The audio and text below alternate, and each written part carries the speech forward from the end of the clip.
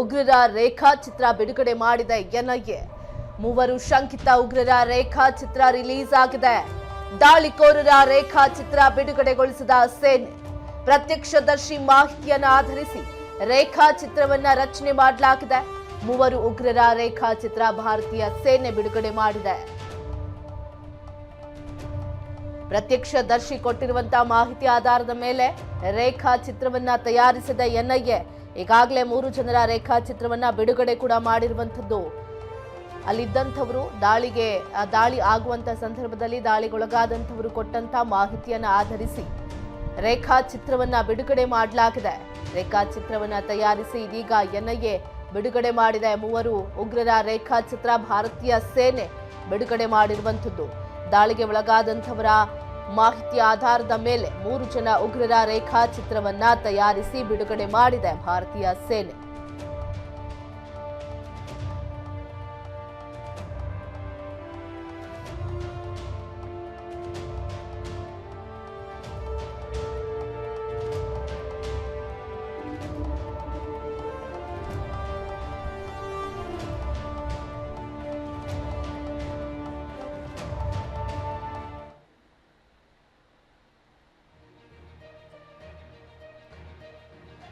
ಇದು 3 ಜನ ಉಗ್ರರ ರೇಖಾಚಿತ್ರವನ್ನ ಬಿಡುಗಡೆ ಮಾಡಿರುವಂಥದ್ದು. ಅಂದ್ರೆ ಈ 3 ಜನ ಬಂದು ದಾಳಿ ನಡೆಸಿದ್ರು ಅನ್ನೋ ಮಾಹಿತಿಯನ್ನ ದಾಳಿಗೊಳಗಾದಂಥವರು ಬದುಕುಳಿದು ಬಂದಂಥವರು ಕೊಟ್ಟಂತ ಮಾಹಿತಿಯ ಆಧಾರದ ಮೇಲೆ 3 ಜನರ ರೇಖಾಚಿತ್ರವನ್ನ ಇದೀಗ ರಿಲೀಸ್ ಮಾಡಿರುವಂಥದ್ದು ಭಾರತೀಯ ಸೇನೆ. 3 ಜನರನ್ನ ಹುಡುಕು ಕೊಡಬೇಕು, ಅವರು ಕೂಡ ಹುಡುಕುವಂಥ ಪ್ರಯತ್ನ, ಎಲ್ಲಾದರೂ ಕಾಣಿಸಿದ್ರೆ ಅವರಿಗೆ ಮಾಹಿತಿಯನ್ನು ಕೊಡಬೇಕು ಅನ್ನೋ ನಿಟ್ಟಿನಲ್ಲಿ 3 ಜನರ ಪ್ರತ್ಯಕ್ಷದರ್ಶಿ ಮಾಹಿತಿ ಆಧರಿಸಿ ರೇಖಾಚಿತ್ರವನ್ನು ತಯಾರಿಸಿ ಇದೀಗ ಬಿಡುಗಡೆ ಮಾಡಿರುವಂಥದ್ದು. ಭಯೋತ್ಪಾದಕರ ರೇಖಾಚಿತ್ರ ಇದು. ಈ 3 ಜನ ದಾಳಿ ನಡೆಸಿದ್ದಾರೆ, ದಾಳಿಯಲ್ಲಿ ಭಾಗಿಯಾಗಿದ್ರು ಅನ್ನೋ ಒಂದು ಅಲ್ಲಿ ದಾಳಿಗೆ ಒಳಗಾದಂಥವ್ರು ಅಥವಾ ಪ್ರತ್ಯಕ್ಷದರ್ಶಿ ಕೊಟ್ಟಂತ ಮಾಹಿತಿಯನ್ನ ಆಧರಿಸಿ ರಿಲೀಸ್ ಮಾಡಿರುವಂಥ ರೇಖಾಚಿತ್ರ ಇದಾಗಿದೆ. ಕಾಶ್ಮೀರದಲ್ಲಿ ಉಗ್ರರ ಅಟ್ಟಹಾಸ ದಿನದಿಂದ ದಿನಕ್ಕೆ ಜಾಸ್ತಿ ಆಗ್ತದೆ. ಪುಲ್ವಾಮಾ ದಾಳಿಯನ್ನು ನಾವು ನೆನೆಸ್ಕೊಳ್ಳೋದಾದ್ರೆ ಅಷ್ಟು ದೊಡ್ಡ ಮಟ್ಟಿಗೆ ಆದಂಥ ದಾಳಿ ಆದ ನಂತರವೂ ಪದೇ ಪದೇ ಜಮ್ಮು ಕಾಶ್ಮೀರದಲ್ಲಿ ಇಂಥ ಘಟನೆಗಳು ಮರುಕಳಿಸ್ತಾ ಇದೆ ಅಂತಂದ್ರೆ ಜಮ್ಮು ಕಾಶ್ಮೀರ ಎಷ್ಟು ಸೇಫ್ ಹಾಗಾದ್ರೆ ಅನ್ನೋ ವಿಚಾರ. ಜೊತೆಗೆ ಇಲ್ಲಿ ಪದೇ ಪದೇ ಮೇಲಿಂದ ಮೇಲೆ ಗುಪ್ತಚರ ವೈಫಲ್ಯ ಆಗ್ತಾ ಇರುವಂಥದ್ದು ಯಾಕೆ ಹಾಗಾದ್ರೆ, ಎಲ್ಲಿ ಫೇಲ್ ಆಗ್ತಾ ಇದೆ ಭಾರತೀಯ ಸೇನೆ ಅನ್ನೋ ಪ್ರಶ್ನೆ ಉಟ್ಕೊಳ್ಳುತ್ತೆ. ಇಷ್ಟೊಂದು ಪ್ರವಾಸಿಗರು ಇದ್ರೂ ಕೂಡ ಅಮರನಾಥ ಯಾತ್ರೆಯ ಬೇಸ್ ಕ್ಯಾಂಪ್ ಅನ್ಸ್ಕೊಂಡಿರುವಂಥ ಜಾಗ ಇದು. ಈಗೇನು ಅಟ್ಯಾಕ್ ಆಗಿದೆ ಈ ದಾಳಿ, ಈ ಒಂದು ಜಾಗ ಅಮರನಾಥ ಯಾತ್ರೆಯ ಬೇಸ್ ಕ್ಯಾಂಪ್ ಅನ್ಸಿಕೊಂಡಿರುವಂಥ ಜಾಗ. ಆ ಜಾಗದಲ್ಲಿ ದಾಳಿ ಆಗಿದೆ ಅಂತಂದ್ರೆ ಅಲ್ಲಿ ಸೈನಿಕರ ಅಥವಾ ಅಲ್ಲಿ ಸೆಕ್ಯೂರಿಟಿ ಇರಲಿಲ್ವಾ, ಅಲ್ಲಿದ್ದಂಥವರಿಗೆ ಒಬ್ಬನೇ ಒಬ್ಬ ಸೈನಿಕನು ಕೂಡ ಅಲ್ಲಿ ನಿಯೋಜನೆ ಮಾಡಿರಲಿಲ್ಲ. ಸೊ ಇದ್ಯಾಕೆ ಅನ್ನೋ ಪ್ರಶ್ನೆ ಕೂಡ ಹುಟ್ಕೊಳ್ಳುತ್ತೆ. ಪದೇ ಪದೇ ಗುಪ್ತಚರ ಇಲಾಖೆ ವೈಫಲ್ಯ ಆಗ್ತಾ ಇರೋದಾದ್ರೂ ಯಾಕೆ? ಇಷ್ಟೊಂದು ಪ್ರವಾಸಿಗರಿದ್ರು ಅಮರನಾಥ ಯಾತ್ರೆಯ ಬೇಸ್ ಕ್ಯಾಂಪ್ ಅನಿಸಿಕೊಂಡ ಜಾಗದಲ್ಲಿ ಒಬ್ಬರೇ ಸೈನಿಕರು ಕೂಡ ನಿಯೋಜನೆ ಆಗದೆ ಇರೋದು, ನಿರಂತರವಾಗಿ ಭಯೋತ್ಪಾದಕರು ಗಡಿಯೊಳಗೆ ನುಸುಳ್ತಾ ಇರೋದು ಹೇಗೆ? ಪುಲ್ವಾಮಾದಂತಹ ದೊಡ್ಡ ದಾಳಿಯ ಬಳಿಕವೂ ನಿರಂತರವಾಗಿ ಯೋಧರ ಮೇಲೆ ಸಣ್ಣ ಸಣ್ಣ ದಾಳಿಗಳು ಆಗ್ತಾ ಇರೋದು, ಕೇಂದ್ರ ಸರ್ಕಾರ ಉಗ್ರರನ್ನ ನಿಯಂತ್ರಿಸುವಂತ ಗಂಭೀರತೆ ಯಾಕೆ ತೋರಿಸ್ತಾ ಇಲ್ಲ ಅನ್ನೋ ಪ್ರಶ್ನೆ. ಪುಲ್ವಾಮಾ ದಾಳಿ ಆಯಿತು. ಪುಲ್ವಾಮಾ ದಾಳಿ ಆದಾಗ ಎಷ್ಟರ ಮಟ್ಟಿಗೆ ಚರ್ಚೆ ಆಯಿತು, ರಾಷ್ಟ್ರದಾದ್ಯಂತ ನಾವು ಗಮನಿಸ್ತೀವಿ. ಅದರ ಜೊತೆಗೆ ಸಾವು ನೋವು ಎಷ್ಟೆಲ್ಲ ಸಂಭವಿಸ್ತು. ಇಂತಿಂಥ ದೊಡ್ಡ ಅಟ್ಯಾಕ್ಗಳು ಆದ ನಂತರವೂ ಕೂಡ ಇನ್ನೂ ಎಚ್ಚೆತ್ತುಕೊಂಡಿಲ್ಲ ಭಾರತೀಯ ಸೇನೆ ಅಥವಾ ಕೇಂದ್ರ ಸರ್ಕಾರ ಅಂದರೆ ನಿಜಕ್ಕೂ ಒಂದು ಸೇನೆ ಅಥವಾ ಕೇಂದ್ರ ಸರ್ಕಾರದ ವೈಫಲ್ಯ ಎತ್ತಿ ತೋರಿಸ್ತಾ ಇರುವಂಥದ್ದು. ಅಷ್ಟು ಜನ ಇರ್ತಾರೆ ಪ್ರವಾಸಿಗರು, 1 ಕಿಲೋಮೀಟರ್ಗೂ ಒಬ್ಬೊಬ್ರು ಗನ್ಮ್ಯಾನ್ಗಳು ಇದ್ರು ಅನ್ನೋ ಒಂದು ಮಾಹಿತಿ ಇದೆ. ಆದರೆ ಈಗ ಯಾಕಿಲ್ಲ? ಅಷ್ಟು ದಾಳಿ ಆದರೂ, ಅಷ್ಟು ಸಾವು ನೋವಾದರೂ ಅಲ್ಲಿ ಒಬ್ಬನೇ ಒಬ್ಬ ಸೈನಿಕನೂ ಕೂಡ ಇರಲಿಲ್ಲ, ಅವರ ಸಹಾಯಕ್ಕೆ ಯಾರು ಧಾವಿಸ್ಲಿಲ್ಲ ಅನ್ನೋದೇ ಆದರೆ, ಹಾಗಾದರೆ ಗಡಿಯೊಳಗೆ ಹೇಗೆ ನುಸುಳ್ಕೊಂಡು ಬಂದರು? ಫಾರ್ ಎಕ್ಸಾಂಪಲ್ ನಾವು ಗಮನಿಸೋದಾದರೆ ಈ ಸಿನಿಮಾಗಳಲ್ಲಿ ಡೈರೆಕ್ಟಾಗಿ ನೋಡಿಲ್ಲ, ಓಕೆ, ಸಿನಿಮಾಗಳಲ್ಲಿ ನಾವು ನೋಡಿರ್ತೀವಿ, ಒಂದು ಸೋಲಾರ್ ತಂತಿಯ ಒಂದು ಗಡಿ ಇರುತ್ತೆ. ಆ ಗಡಿ ದಾಟ ಹಾಗಾದ್ರೆ ಉಗ್ರರು ಹೇಗೆ ಒಳಗೆ ಬಂದರು?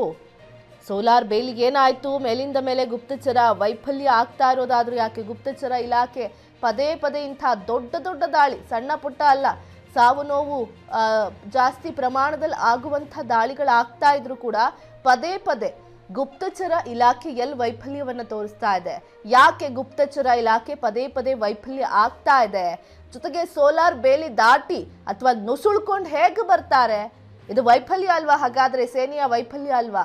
ಹೇಗೆ ಬಂದ್ರು 3 ಜನ ಉಗ್ರರು? ಆ ಗನ್ ತಗೊಂಡು ಬಂದು ಶೂಟ್ ಮಾಡ್ತಾರೆ ಅಂತಂದ್ರೆ ಅಲ್ಲಿ ಯಾರು ಸೋಲ್ಜರ್ಸ್ಗಳು, ಯಾಕಂದ್ರೆ ಜಮ್ಮು ಕಾಶ್ಮೀರ ಎಷ್ಟರ ಮಟ್ಟಿಗೆ ಉಗ್ರರ ಚಟುವಟಿಕೆ ಇರತ್ತೆ, ಎಷ್ಟು ಸೇಫ್ಟಿ ಬೇಕಾಗತ್ತೆ ಭಾರತೀಯರಿಗೆ ಅಲ್ಲಿ ಎಲ್ಲದೂ ಕೂಡ ಗೊತ್ತಿದೆ.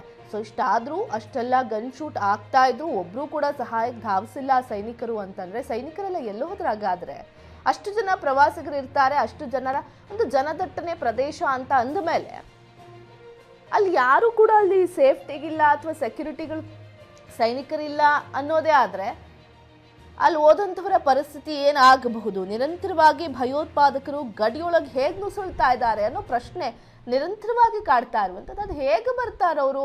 ಅಷ್ಟೆಲ್ಲ ಚೆಕ್ ಪೋಸ್ಟ್ಗಳಿದ್ರು, ಅಷ್ಟೆಲ್ಲ ಗಡಿ ಭದ್ರತೆ ಇದ್ರೂ ಕೂಡ, ಅಷ್ಟೆಲ್ಲ ಸೈನಿಕರ ನಿಯೋಜನೆ ಆಗಿದ್ರೂ ಕೂಡ ಪದೇ ಪದೇ ಬಂದು ಕರ್ನಾಟಕದ ಜಮ್ಮು ಕಾಶ್ಮೀರಕ್ಕೆ ಬಂದು ದಾಳಿಯನ್ನು ನಡೆಸ್ತಾರೆ ಅಂತಂದ್ರೆ ಅದು ಹೇಗೆ ಸಾಧ್ಯ? ಕರ್ನಾಟಕದ 2 ಸಾವನ್ನಪ್ಪಿದ್ದಾರೆ ಈಗ ಇದೇ ದಾಳಿಯಲ್ಲಿ. ಒಟ್ಟು 26 ಜನ ಸಾವಿನ ಸಂಖ್ಯೆ ಮತ್ತಷ್ಟು ಏರಿಕೆಯಾಗೋ ಸಾಧ್ಯತೆ ಇದೆ, ಯಾಕಂದ್ರೆ ಒಂದಷ್ಟು ಜನ ಗಂಭೀರವಾಗಿ ಗಾಯಗೊಂಡಿದ್ದಾರೆ. 3 ಶಂಕಿತ ಉಗ್ರರ ಫೋಟೋ ರೇಖಾಚಿತ್ರವನ್ನ, ಭಯೋತ್ಪಾದಕರ ರೇಖಾಚಿತ್ರವನ್ನ ಇದೀಗ ಪೊಲೀಸರು ರಿಲೀಸ್ ಮಾಡಿದ್ದಾರೆ, ಭಾರತೀಯ ಸೇನೆ ರಿಲೀಸ್ ಮಾಡಿದೆ. NIA ಕೂಡ ಎಂಟ್ರಿ ಆಗಿದೆ ತನಿಖೆಯಲ್ಲಿ. ಹೇಗೆ ಬಂದರು ಅವ್ರು 3 ಜನ? ಆ 3 ಜನ ಯಾವ ಒಂದು ಸಂಘಟನೆಗೆ ಸೇರಿರೋರು? ಅವರ ಇಂಟೆನ್ಷನ್ ಏನಾಗಿತ್ತು? ಹಿಂದೂಗಳನ್ನೇ ಟಾರ್ಗೆಟ್ ಮಾಡಿ ಹತ್ಯೆ ಮಾಡಿದ್ಯಾಕೆ? ಇದೆಲ್ಲದೂ ಕೂಡ ಇವರು ಯಾರು ಸಿಕ್ಕಬೇಕು, ಅದಾದ ನಂತರ ಇನ್ವೆಸ್ಟಿಗೇಷನ್ ಆಗಬೇಕು, ಇದೆಲ್ಲ ಆಮೇಲೆ ಗೊತ್ತಾಗುವಂಥ ವಿಚಾರ. ಆದರೆ ಇಲ್ಲಿ ನಾವು ಯೋಚನೆ ಮಾಡಬೇಕಾಗಿರುವಂಥ ವಿಚಾರ, ಅದು ಹೇಗೆ ಹೊಳಗೆ ನುಸುಳಿದ್ರು ಅವರು, ಅದು ಕೂಡ ಗನ್ ತಗೊಂಡು ಬಂದಿದ್ದಾರೆ ಅಂತಂದರೆ ಹಂಗಾದ್ರೆ ಜಮ್ಮು ಕಾಶ್ಮೀರದಲ್ಲಿ ಅಷ್ಟು ಈಸಿಯಾಗಿ ಭಯೋತ್ಪಾದಕರು ನುಗ್ಗಿ ಪ್ರವಾಸಿಗರನ್ನು ಹೊಡೆದಾಕ್ತಾರೆ ಅಂತಂದ್ರೆ ಎಷ್ಟರ ಮಟ್ಟಿಗೆ ಸೇಫ್ ಇದೆ ಹಾಗಾದ್ರೆ ಜಮ್ಮು ಕಾಶ್ಮೀರ? ಪ್ರವಾಸಿಗರು ಹೋಗಿ ಬರ್ತಾರೆ, ಅಲ್ಲಿನ ಸ್ಥಳೀಯರ ಸೇಫ್ಟಿ ಏನು ಹಾಗಾದ್ರೆ? ಹಿಂದೂಗಳ ಅಂತ ಕೇಳಿ ಹತ್ಯೆ ಮಾಡಿದ್ದಾರೆ ಅಂತಂದ್ರೆ ಹಿಂದೂಗಳು ಹಾಗಾದ್ರೆ ಜಮ್ಮು ಕಾಶ್ಮೀರದಲ್ಲಿ ಇರಬಾರ್ದು ಅನ್ನೋ ಇಂಟೆನ್ಷನ್ ಅವರು? ಸರ್ಕಾರ ಏನು ಮಾಡುತ್ತೆ ಹಾಗಾದ್ರೆ? ಕೇಂದ್ರ ಸರ್ಕಾರ, ಭದ್ರತೆ ಪಡೆ ಏನು ಮಾಡ್ತಿದೆ? ಅದು ಹೇಗೆ ಗನ್ ತಗೊಂಡು ಒಬ್ರು ಬರ್ತಾರೆ, ಶೂಟ್ ಮಾಡ್ತಾರೆ? ಅಷ್ಟೆಲ್ಲ ಶೂಟೌಟ್ ಆದರೂ ಕೂಡ ಯಾವ ಸೈನಿಕರ ಗಮನಕ್ಕೂ ಬಂದಿಲ್ಲ, ಯಾರು ಕೂಡ ಸ್ಥಳಕ್ಕೆ ಧಾವಿಸಿಲ್ಲ. ಅಲ್ಲಿನ ಸ್ಥಳೀಯರು ಒಂದಷ್ಟು ಜನರನ್ನ ರಕ್ಷಣೆ ಮಾಡಿದ್ದಾರೆ. ಈ ವಿಡಿಯೋ ಎಲ್ಲ ತೆಗೆದಿರುವಂಥದ್ದೇ ಅಲ್ಲಿನ ಸ್ಥಳೀಯರು ಒಂದಷ್ಟು ಜನ. ಈಗಾಗಲೇ 3 ಜನ ಉಗ್ರರು, ಶಂಕಿತ ಉಗ್ರರ ಭಾವಚಿತ್ರವನ್ನ, ರೇಖಾಚಿತ್ರವನ್ನ ಬಿಡುಗಡೆ ಮಾಡಿರುವಂಥದ್ದು. ಅಲ್ಲಿ ಪ್ರತ್ಯಕ್ಷದರ್ಶಿಗಳಿದ್ರಲ್ಲ ದಾಳಿ ಆಗೋ ಸಂದರ್ಭದಲ್ಲಿ, ಅವರು ಕೊಟ್ಟ ಮಾಹಿತಿ ಆಧಾರದ ಮೇಲೆ ಈಗ 3 ಜನರ ಉಗ್ರರ ರೇಖಾಚಿತ್ರವನ್ನ ಬಿಡುಗಡೆ ಮಾಡಿದೆ.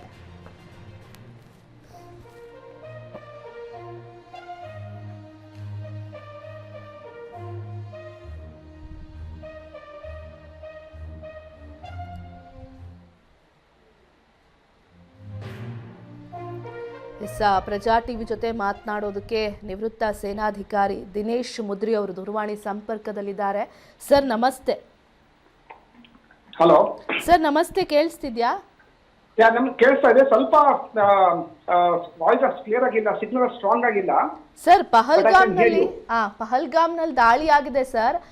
ಹಾಗಾದ್ರೆ ಅಷ್ಟೊಂದು ಒಂದು ಜಮ್ಮು ಕಾಶ್ಮೀರ ಅಂತಂದ್ರೆ ಎಷ್ಟು ಜನ ಸೇನಾಧಿಕಾರಿಗಳು? ನಮ್ಗೊಂದು ಇಮ್ಯಾಜಿನೇಷನ್ ಬರುತ್ತೆ, ಕಿಲೋಮೀಟರ್ಗೂ ಗನ್ ಹಿಡ್ಕೊಂಡು ಸೇಫ್ಟಿಗೆ ನಮ್ಮ ಸೈನಿಕರಿದ್ದಾರೆ ಬಿಡಪ್ಪ ಅಂತಂದ್ರೆ. ಆದ್ರೆ ಅಷ್ಟು ಜನ ಪ್ರವಾಸಿಗರು ಸೇರಿದಂತ ಜಾಗದಲ್ಲಿ ಸೇಫ್ಟಿ ಇಲ್ಲ, ಸೆಕ್ಯೂರಿಟಿ ಇಲ್ಲ, ಸೈನಿಕರಿಲ್ಲ ಅಂದ್ರೆ ಅಲ್ಲಿನ ಪರಿಸ್ಥಿತಿ ಹೇಗಿದೆ ಸರ್ ಅಂತ?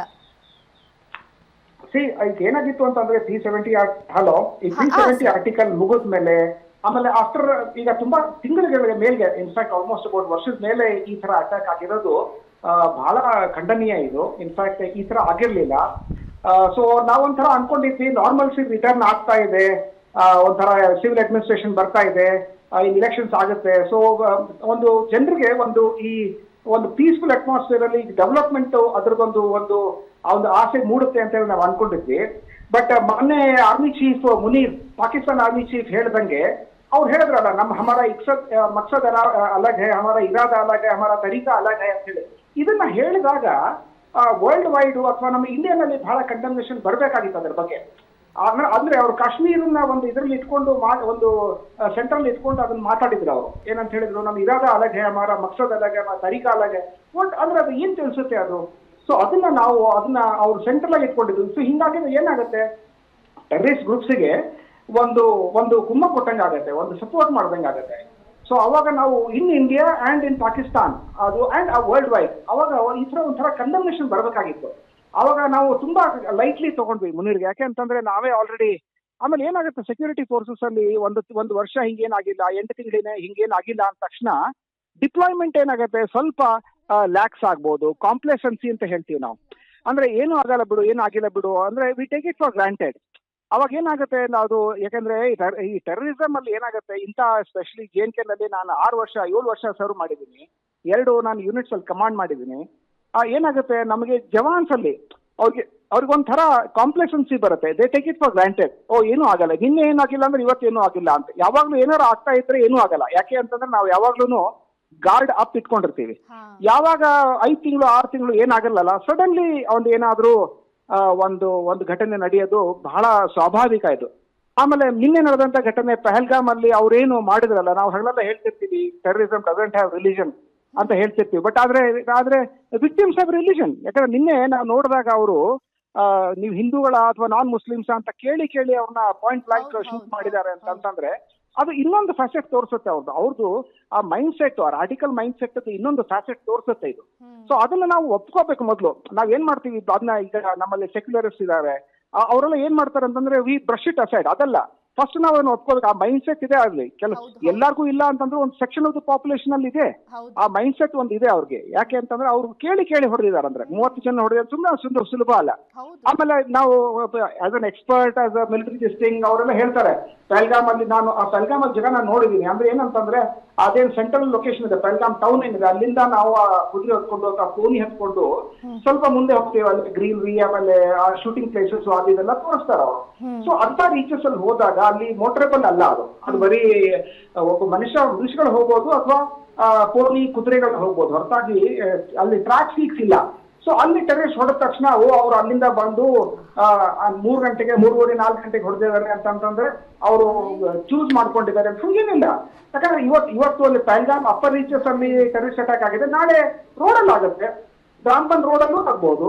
ಸೊ ಈ ಮೈಂಡ್ ಸೆಟ್ ಇಂದ ಯಾರು ಬರ್ತಾರಲ್ಲ ಟೆರರಿಸ್ಟ್, ಆದ್ರೆ they are ready to be killed. So ಅವ್ರು ಹಂಗಿದ್ದಾಗ ಇವತ್ತು ಅಪ್ಪರ್ ರೀಚಸ್ ಅಲ್ಲಿ ಆಯ್ತು, ನಾಳೆ ರೋಡ್ ಸೈಡ್ ಅಲ್ಲಿ ಆಗುತ್ತೆ, ನಾಡ್ದು ಒಂದು ಲಾಲ್ ಚೌಕಲ್ಲಿ ಆಗುತ್ತೆ, ಎಲ್ಲಿ ಬೇಕಾದಲ್ಲಿ ಆಗ್ಬೋದು. ಯಾಕಂದ್ರೆ ಅವರು ನಾವು ಹೊಡೆದು ಎಸ್ಕೇಪ್ ಆಗ್ಬೇಕು ಅನ್ನೋ ಮೈಂಡ್ ಇಂದ ಬರಲ್ಲ, ಅವರು ಹೊಡೆದು ಸಾಯ್ಬೇಕು ಅನ್ನೋ ಮೈಂಡ್ ಇಂದಾನೇ ಬರ್ತಾರೆ. ಸೊ ಅವ್ರಿಗೆ ಈ ಸ್ಟ್ರಾಟಜಿಕ್ ನಾವು ಯೋಚನೆ ಮಾಡ್ತೀವಿ, ಮಿಲಿಟರಿ ಪರ್ಸನ್ ಏನ್ ಮಾಡ್ತೀವಿ ನಾವು, ಸ್ಟ್ರಾಟಜಿ ಯೋಚನೆ 4:15 ಹೊಡೆದಿದ್ದಾರೆ ಅಂತಂದ್ರೆ 2 ಗಂಟೆನಲ್ಲಿ ಅವ್ರು ವಾಪಸ್ ಹೋಗಕ್ಕೆ ಅವ್ರಿಗೆ ಎಸ್ಕೇಪ್ ರೂಟ್ ಸಿಗುತ್ತೆ. ಅಪ್ಪರ್ ರೀಚಸ್ ಅಲ್ಲಿ ಸೆಕ್ಯೂರಿಟಿ ಫೋರ್ಸಸ್ ಅಲ್ಲಿ ಈಸಿಲಿ ರೀಚ್ ಆಗಕ್ ಆಗಲ್ಲ. ಇದೆಲ್ಲ ನಾವು ಯೋಚನೆ ಮಾಡ್ತೀವಿ ಹೊರತಾಗಿ ಅವ್ರು ಯೋಚನೆ ಮಾಡಲ್ಲ ಅದನ್ನ. ಸೊ ಅವ್ರೇನ್ ಮಾಡ್ತಾರೆ ಅಂತಂದ್ರೆ ಅವರು ಹೊಡೆಯೋದು ಮುಖ್ಯ ಅವ್ರಿಗೆ ಏನು ಅಂತಂದ್ರೆ ಟೆರರ್ ಕ್ರಿಯೇಟ್ ಮಾಡೋದು ಮುಖ್ಯ ಹೊರತಾಗಿ ಅದಾದ್ಮೇಲೆ ಕಾನ್ಸಿಕ್ವೆನ್ಸಸ್ ಬಗ್ಗೆ ಅವ್ರು ಯೋಚನೆ ಮಾಡಲ್ಲ. ಅದನ್ನ ನಾವು ಸುಮ್ನೆ ಅನಲೈಸ್ ಮಾಡ್ಕೊಳ್ತೀವಿ. ಏನ್ ಹೇಳ್ತೀವಿ, ಈಗ ಯಾಕೆ ಹಿಂಗ್ ಮಾಡಿದ್ರು ಅಂತಂದ್ರೆ ಅವ್ರು ಇದು ಕನ್ಸಾಲಿಡೇಷನ್ ಫೇಸು, ಅದಕ್ಕೆ ಅವರು ಈ ತರ ಮಾಡಿದ್ರು. ಆಮೇಲೆ ಆಲ್ರೆಡಿ ಅವರು 100 ಜನ ಇದ್ದದ್ರಲ್ಲಿ 90 ಜನ ಸತ್ತೋಗಿದ್ದಾರೆ, 10 ಜನ ಉಳ್ಕೊಂಡಿದ್ದಾರೆ ಅಂತ ನಾವು ತಮ್ಮಷ್ಟು ನಾವೇ ಮಾಡ್ಕೊಳ್ತೀವಿ ಅದನ್ನ ಊಹೆಗೆ. ಯಾಕೆ ಅಂತಂದ್ರೆ ಇದನ್ನ ಎಲ್ಲಾ ಆರ್ಮಿ ಕಮಾಂಡರ್ಸ್ ಆಗಿರ್ಬೋದು ಅಥವಾ ಮಿಲಿಟರಿ ಲೀಡರ್ಸ್ ಆಗಿರ್ಬೋದು, ಸೆಕ್ಯೂರಿಟಿ ಫೋರ್ಸಸ್ ಆಗಿರ್ಬೋದು, ಸಿವಿಲ್ ಅಡ್ಮಿನಿಸ್ಟ್ರೇಷನ್ ಆಗಿರ್ಬೋದು, ಹಗಲೆಲ್ಲ ಹೇಳ್ತಾನೆ ಇರ್ತೀವಿ. ಈಗ ಕೇಳಿ ಒಂದು 4-5 ವರ್ಷನೇ ಆಯ್ತು, 6-7 ವರ್ಷನೇ ಆಯ್ತು, ಅವ್ರು 10 ವರ್ಷನೇ ಆಯ್ತು. Everybody will keep saying the same thing. ಅದು ಮುಗಿಯಕ್ ಬಂದಿದೆ, ಲಾಸ್ಟ್ ಲೆಗ್ ಅಲ್ಲಿದೆ, ಸಾಯಕ್ ಆಗಿದೆ ಅಂತ ಅಂತಿರ್ತೀವಿ ಹೊರತಾಗಿ ಅದು ಒಂಥರ ಪೈಪ್ ಲೈನ್ ಇದ್ದಂಗೆ. ಅದು ಹಿಂಗ್ ಮುಗಿಯಕ್ ಸಾಧ್ಯ, ಮುಗಿಯಲ್ಲ. ಇವತ್ತು ಇಲ್ಲಿ 100 ಇರ್ಬೋದು ಹೊರತಾಗಿ ಅಲ್ಲಿ 2 ಇರ್ಬೋದು ಅಲ್ಲಿ ಆ ಕಡೆ ಅಕ್ರಾಸ್ ದಿ ಬಾರ್ಡರ್. ಸೊ ಇದನ್ನೇನಂತಂದ್ರೆ ನಾವು first we must acknowledge that ಇದಕ್ಕೆ ನಂಬರ್ ಗೇಮ್ ಇಲ್ಲ ಇಲ್ಲಿ. 100 ಜನ ಉಳ್ಕೊಂಡು, ಅದೇನೋ ಒಂಥರ ಟೈಗರ್ ಬಂಡೀಪುರಲ್ಲಿ ಟೈಗರ್ ಸೆನ್ಸಸ್ ಮಾಡ್ದಂಗೆ ಅವ್ರು 100 ಜನ ಉಳ್ಕೊಂಡಿದ್ರು. ಅದೇ ನಮ್ಗೆ ಗೊತ್ತಾಗತ್ತೆ, ಇಲ್ಲಿ 100 ಉಳ್ಕೊಂಡಿರ್ಬೋದು. ಆಮೇಲೆ ಯಾರು ಅಂತಾನೆ ಗೊತ್ತಾಗಲ್ಲ. ಅವ್ರು ನಾವು ಹೊಡೆದು ಸಾಯಿಸೋವರೆಗೂ ಅವ್ರು ಯಾರು ಎಷ್ಟು ಜನ ಇದ್ರು ಅನ್ನೋದೇ ನಮ್ಗೆ ಗೊತ್ತಿರಲ್ಲ. ಅಂತ ಮೇಲೆ ನಾವು ಅವ್ರು 100 ಜನ ಇದ್ದು 80 ಜನ ಉಳ್ಕೊಂಡಿದ್ರು ಅಂತ ನಾವು ಒಂದು ಎಸ್ಟಿಮೇಟ್ ಹಾಕ್ತೀವಿ ಹೊರತಾಗಿ ಅದು ಯಾಕೆ ಅಂತಂದ್ರೆ ಅದು ಕನ್ವೀನಿಯಂಟ್ ಆಗುತ್ತೆ ಅಷ್ಟೇ. ನಮ್ದು ಒಂಥರ ನಮ್ಮ ಟೆಂಪ್ಲೇಟಿಗೆ ಕೂತ್ಕೊಳ್ಳುತ್ತೆ. ಇದನ್ನ ನಾವು ಕೇಳ್ತಾ 10 ವರ್ಷನೇ ಆಯ್ತು ಟೆಂಪ್ಲೇಟ್ಗೆ. 100 ಜನ ಉಳ್ಕೊಂಡಿದ್ದಾರೆ, 150 ಜನ ಉಳ್ಕೊಂಡಿದ್ದಾರೆ. ಹಂಗೆ ಇಲ್ಲ, ಇದು ಐಡಿಯಾಲಜಿಕಲ್ ವಾರ್ ಇದ್ದಂಗೆ ಹೆಚ್ಚು ಕಡಿಮೆ. ಸೊ ಅವ್ರು ಏನಂತಂದ್ರೆ ಮೊನ್ನೆ ಅವರು ಚೀಫ್ ಹೇಳ್ದಂಗೆ ಅಥವಾ ಅವ್ರದ್ದು ಮೈಂಡ್ ಸೆಟ್ ಇದ್ದಂಗೆ, ಆಮೇಲೆ ಇದೇನು ಇದು ಒಂದು ಇನ್ಸಿಡೆಂಟ್ ಅಲ್ಲ, ಇದು ಕಾಶ್ಮೀರಲ್ಲಿ ಆಗಿದ್ದು ಈಗಾಗಿರ್ಬೋದು, ಮೊನ್ನೆ ಮುರ್ಷಿದಾಬಾದ್ ಅಲ್ಲಿ ಆಯ್ತು, ಅದ್ರ ಮುಂಚೆ ನಾಗ್ಪುರಲ್ಲಿ ಆಯ್ತು. So what does it show? It show there is some pattern to this ಅಂತಂದ್ರೆ ಅದಕ್ಕೆ ನಾವು ಏನಂತ. ಆಮೇಲೆ ಸೆಕೆಂಡ್ಲಿ ಈಗ ನಾವು ಪೊಲಿಟಿಕಲ್ ಒಂದು ಇದನ್ನೇನು ಈಗ ಆಯ್ತು ಊರಿ ಅಂತ ನಾವು ಅಟ್ಯಾಕ್ ಮಾಡಿದ್ವಿ ಅಥವಾ ಪುಲ್ವಾಮಾ ಅಟ್ಯಾಕ್ ಆದ್ಮೇಲೆ ಅದನ್ನ ಮಾಡಿದ್ವಿ, ಏರ್ ಸ್ಟ್ರೈಕ್ ಮಾಡಿದ್ವಿ. ಅವೆಲ್ಲ ಏನಂತಂದ್ರೆ ಕೆಲವೊಂದು ಈಗ ನೆಕ್ಸ್ಟ್ ಹೌ ಪೊಲಿಟಿಕಲ್ ಎಸ್ಟಾಬ್ಲಿಷ್ಮೆಂಟ್ ಅಥವಾ ಮಿಲಿಟರಿ ಎಸ್ಟಾಬ್ಲಿಷ್ಮೆಂಟ್ ಹೆಂಗ್ ರಿಯಾಕ್ಟ್ ಮಾಡುತ್ತೆ, ಯಾವಾಗ ರಿಯಾಕ್ಟ್ ಮಾಡುತ್ತೆ, ಅವ್ರದ್ದು ಒಂದು ಟೈಮಿಂಗು ಆಮೇಲೆ ಅದನ್ನೆಲ್ಲ ಚೂಸ್ ಮಾಡ್ಕೊಂಡು ಅಪ್ರೋಪ್ರಿಯೇಟ್ಲಿ ಒಂದು ಇದನ್ನ ಕೊಡ್ತಾರೆ. ಅದನ್ನ ಕೊಡ್ಬೋದು, ದಟ್ ಇಸ್ ಅಫ್ಕೋರ್ಸ್. ಯಾಕಂದ್ರೆ ನಾನು ಒಂದ್ ಥಿಂಗ್ ಹೇಳ್ಬೋದು ಏನಂತಂದ್ರೆ, ಮೊದ್ಲಿನ ಗವರ್ಮೆಂಟ್ಸ್ ಗಿಂತ ಈಗ ರೀಸೆಂಟ್ ಆಗಿದ್ದಂತ ಗವರ್ಮೆಂಟ್ಸ್ ಜಾಸ್ತಿ ರೆಸಲ್ಯೂಟ್ ಇದೆ ಇದರಲ್ಲಿ. ಯಾಕಂತಂದ್ರೆ ಒಂದು ಮೆಸೇಜ್ ಕಳಿಸೋದ್ರಲ್ಲಿ ಆಗಿರ್ಬೋದು, ಅಥವಾ ಹಾರ್ಡ್ ಹಿಟ್ಟಿಂಗ್ ಅಲ್ಲಿ ಆಗಿರ್ಬೋದು, ಅಥವಾ ಪ್ರೋಆಕ್ಟಿವ್ ಮೆಜರ್ಸ್ ತಗೊಳ್ಳೋದ್ರಲ್ಲಿ ಆಗಿರ್ಬೋದು. ಕೆಲವೊಂದ್ರಲ್ಲಿ ಎಸ್, ಅದರಲ್ಲಿ ಏನಾಗಿದೆ ಅಂತಂದ್ರೆ ನಾವು ಪ್ರೋಆಕ್ಟಿವ್ಲಿ ನಾವು ಕೆಲವೊಂದು ಇದನ್ನ ತಗೊಂಡಿದೀವಿ, ಏನು ಆಕ್ಷನ್ಸ್ ತಗೊಂಡಿದೀವಿ. ಸೊ ಹಿಂಗಾಗಿ ಮೊದ್ಲಿನ ಹಂಗೆ ಆ ಇಂಟೆನ್ಸಿಟಿನಲ್ಲಿ ಇಲ್ಲ ಅಂತಂದ್ರೂ ಇದು ಒಂಚೂರು ಇತ್ತು ಅಂತ ನನಗೆ ಅನ್ಸುತ್ತೆ. ಸೊ ಈಗ ಮಿಲಿಟರಿ ಆಪರೇಷನ್ಸ್ ಇದ್ರ ಬಗ್ಗೆ ಹೆಂಗೆ, ಈಗ 5 ಜನ ನಾವು ಹುಡುಕಿ ಕೊಲ್ಲೋದು ದೊಡ್ಡ ಮಾತಲ್ಲ. ಅದು ಸಿಗ್ತಾರೆ, ಇವತ್ತು ಸಿಗ್ಲಿಲ್ಲ, ನಾಳೆ ಸಿಗ್ಲಿಲ್ಲ ಅಂತಂದ್ರು, ಅಥವಾ 5ರಲ್ಲಿ 3 ಜನ ಸಿಕ್ಕರು ಅಥವಾ 2 ಜನ ಸಿಕ್ಕರು, ದಟ್ ಇಸ್ ಮ್ಯಾಟರ್. ಯಾಕಂತಂದ್ರೆ ಇವ್ರು 5 ಜನ ಅಲ್ಲ, ಅದು ನಂಬರ್ ಡಸಂಟ್ ಮ್ಯಾಟರ್. ಅದಕ್ಕೆ 5 ಜನ ಹುಡ್ಕೊಂಡು ನಾವೇ ಮಾಡ್ಬೇಕಾಗಿದೆ. ಹಿಂಗಾಗಿ ಅದನ್ನ ನಾವು ಏನ್ ಯೋಚನೆ ಮಾಡ್ಬೇಕು ಅಂತಂದ್ರೆ, ಹೆಂಗೆ ಇದನ್ನ ಎಂಡ್ ಮಾಡೋದ್ರೆ ಅದಕ್ಕೆ ಅಫ್ಕೋರ್ಸ್ ಇದಕ್ಕೆ ಈಸಿ ಆನ್ಸರ್ಸ್ ಯಾವುದಿಲ್ಲ. ಯಾಕಂದ್ರೆ ಈಸಿ ಆನ್ಸರ್ಸ್ ಇದ್ದಿದ್ರೆ ಯಾವಾಗಲೂ ನಾವು ತಗೊಂಡ್ಬಿಡ್ತೀವಿ. ಯಾಕಂತಂದ್ರೆ ಅದು ಮೈಂಡ್ ಸೆಟ್ ಹಿಂಗಿತ್ತಲ್ಲ, ಇದು ಪಾರ್ಟಿಷನ್ ಡೇಸ್ ಇಂದಾನೇ ಒಂದು ಇದ್ದಂತ ಒಂದು ಪ್ರಾಬ್ಲಮ್. ಆಮೇಲೆ ಅಲ್ಲಿ ಇದ್ದಂತ ನಮ್ಮ ಪೊಲಿಟಿಕಲ್ ಸಪೋರ್ಟ್ ಮೊದಲು ಇದ್ದಂಥದ್ದು ಅಲ್ಲಿ JNK ನಲ್ಲಿ, ಅಥವಾ ಬೈ ಟೆರರ್ ಅಂತ. ಈಗ ನಲ್ಲಿ ಪಾಪ್ಯುಲೇಷನ್ ಹೆಂಗಿದೆ JNK ನಲ್ಲಿ, ಕೆಲವೊಬ್ರು ಬೈ ಫೋರ್ಸ್ ಅಥವಾ ಬೈ ಟೆರರ್ ಅವ್ರು ಏನ್ ಮಾಡಿದ್ದಾರೆ, ಅವರು ಸುಮ್ಮನೆ ಇರ್ತಾರೆ. ಅಲ್ಲಿ 3 ತರ ಪಾಪ್ಯುಲೇಷನ್ ಇದೆ. ಒಂದು ಪ್ರೋ ಇಂಡಿಯಾ, ಒಂದು ನ್ಯೂಟ್ರಲ್ ಇದ್ದಾರೆ, ಆಮೇಲೆ ಇನ್ನೊಂದು ಪ್ರೋ ಪಾಕಿಸ್ತಾನ್ ಅಥವಾ ಪ್ರೋ ಟೆರರಿಸ್ಟ್ ಅಥವಾ ಸೆಸೇಷನಿಸ್ಟ್ ಫೋರ್ಸಸ್ ಅಂತ ಹೇಳ್ಬೋದು. ಅಂತ 3 ತರ ಜನಗಳ ನಿಮಗೆ ಕಾಣ್ತಾರೆ ಅಲ್ಲಿ. ಕೆಲವೊಬ್ರು ಪ್ರೋ ಇಂಡಿಯಾನು ಇದ್ದಾರೆ, ಒಂದು ಗ್ರೂಪ್ ನ್ಯೂಟ್ರಲ್ ಇದ್ದಾರೆ. ಅವ್ರು ಏನು ಈಗ ಇದು ಆದಾಗ ಇದು ಒಂದೇ ಅಲ್ಲ. ಯಾಕೆ 1989 ಅಲ್ಲಿ ಒಂದು 4 ಲಕ್ಷ ಕಾಶ್ಮೀರಿ ಪಂಡಿತ್ಸ್ ನಲ್ಲಿ ಹೊಡೆದು ಓಡಿಸಿದ್ರು. ಸೊ ಇವೆಲ್ಲ ಏನಂತಂದ್ರೆ ಅದು ಒಂದು ಸಿಸ್ಟಮ್ಯಾಟಿಕ್ ಎಥ್ನಿಕ್ ಕ್ಲಿನ್ಸಿಂಗ್ ಆಗಿದೆ ಇದನ್ನೆಲ್ಲ. ಸೊ ಅದನ್ನೇ ಅವರು ರಿಪೀಟ್ ಮಾಡಕ್ಕೆ ಅಂದ್ರೆ ಒಂದು ಟೆರರ್ ಕ್ರಿಯೇಟ್ ಮಾಡಿ ಡೆವಲಪ್ಮೆಂಟ್ ಅನ್ನ ಸ್ಟಾಪ್ ಮಾಡಿ. ಬಟ್ ಯಾಕಂತಂದ್ರೆ ಮಿಲಿಟರಿ ಕನ್ವೆನ್ಷನಲ್ ವಾರ್ ಅಲ್ಲಿ ಅವರು ಫೇಸ್ ಟು ಫೇಸ್ ಬರದೇ ಇದ್ರು ಇಂಥವೆಲ್ಲ ಇದನ್ನ ಮಾಡಕ್ಕೆ ಅವರು ಯಾವ ಕಾರಣ ಇದಕ್ಕೂ ಹೇಸಲ್ಲ ಅಂತ ನನಗೆ ಅನ್ಸುತ್ತೆ. ಓಕೆ ದಿನೇಶ್ ಸರ್, ಧನ್ಯವಾದಗಳು ಪ್ರಜಾ ಟಿವಿ ಜೊತೆ ಮಾತನಾಡಿ ಒಂದಷ್ಟು ವಿಚಾರಗಳನ್ನ ಹಂಚಿಕೊಂಡಿದ್ದಕ್ಕೆ.